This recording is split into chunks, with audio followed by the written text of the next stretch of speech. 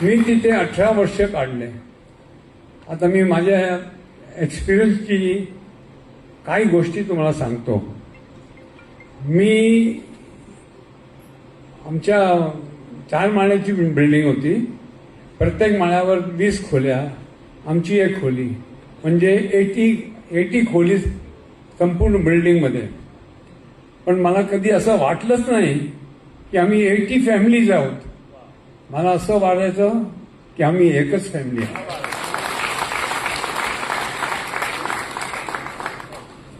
मी तुम्हाला उदाहरण देतो. म्हणजे त्यावेळी लहान लहान वस्तू आम्हाला भयंकर आनंद द्यायचे. आमच्या घरी ट्यूबलाईट आले, तेव्हा नवीन नवीन ट्यूबलाईट आली होती. संपूर्ण बिल्डिंग बघायला आली, अहो यांच्या घरात ट्यूबलाईट लागलाय.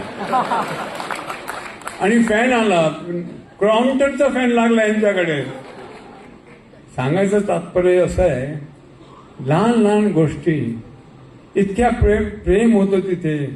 लहान लहान गोष्टीचा आनंद मिळायचा इतका की मी सांगू शकत नाही. आज इथे मतलब पुढे गेल्यानंतर, आयुष्य बघितल्यानंतर, जीवन बघितल्यानंतर आज मी 84 वर्षाचा आहे. मला गिरगाव सोडून पण 60 वर्ष झाली, 65 वर्ष झाली. तर मी नेहमी म्हणतो की जे मला प्रेम, वननेस म्हणजे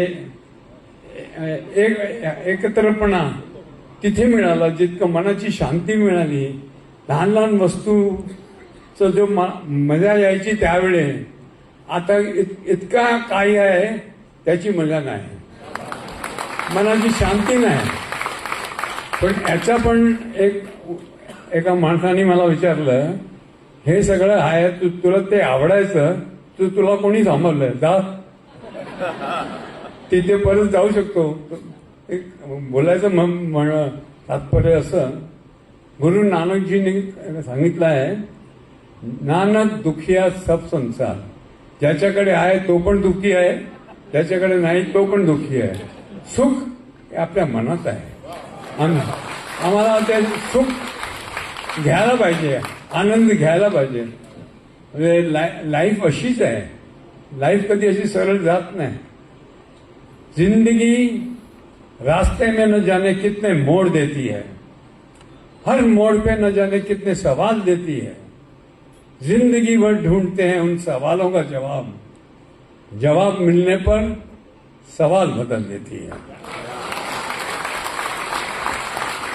ये आनंद